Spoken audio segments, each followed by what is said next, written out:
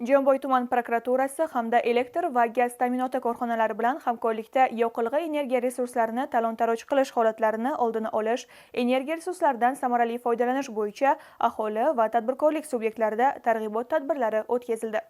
Xususan, tuman bo'yicha 160 ta aholi xonadonlariga umumiy quvvati 1018 kilovat, tadbirkorlik subyektlari binolariga 3211 kilovat, ijtimoiy soha obyektlariga 467 kilovat, ko'p qavatli uylarga umumiy 25 kilovat quyosh paneli, tadbirkorlik subyektlari binolariga va ijtimoiy soha obyektlariga 9600 litr geliy kollektorlar o'rnatilishi ta'minlandi. Bundan tashqari, tumandagi mutasaddi tashkilotlar ishtirokidagi ishchi guruh tomonidan ijtimoiy soha obyektlari va tadbirkorlik subyektlari binolariga o'rnatilgan quyosh panellari xatlovdan o'tkazildi. Shuningdek, joriy yilning o'tgan davri mobaynidagi reyd tadbirlari davomida 518 ta holatda energiya resurslaridan noqonuniy foydalanish holatlari aniqlanib, tuman ta'minotchi korxonalariga 3 milliard 299 million so'm aniqlangan zararning 3 milliard 98 million so'mi undirildi. Shuningdek, tuman prokuraturasi tomonidan elektr va gaz ta'minotidan noqonuniy foydalangan fuqarolar va tadbirkorlik subyektlariga nisbatan jinoyat ishlari qo'zg'atildi.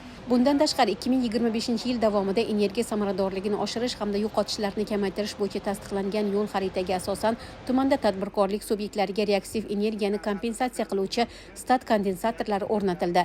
Tabiiy gaz bilan ta'minlangan aholi xonadonlarining gaz tizimi 3 bosqichlidan 2 bosqichli ta'minot tizimiga o'tkazildi.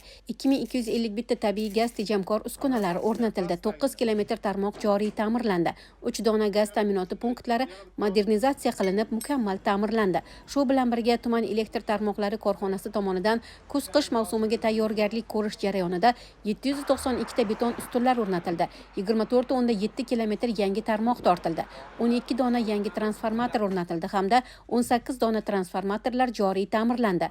Bundan tashqari, yirik iste'molchilarga energiyani tejash bo'yicha targ'ibot tadbirlari o'tkazilib, elektr energiyasi va tabiiy gazdan foydalanishda iqtisod qilgan iste'molchini rag'batlantirish bo'yicha tarqatma materiallar tarqatildi. Imtiyozli narxlardagi suyultirilgan gazni aholiga yetkazib berilishi ustidan qat'iy nazorat o'rnatilgan bo'lib, ushbu mahsulotni talon-taroj qilish holatlarini fosh etish yuzasidan Iqtisodiy jinoyatlarga qarshi kurashish departamenti tuman bo'limi hamda tuman ichki ishlar idoralari bilan hamkorlikda tezkor chora-tadbirlar olib borilyapti. Ushbu tashabbuslar nafaqat yoqilg'i energiya resurslarini asrab-avaylashga, balki iqtisodiy samaradorlikka ham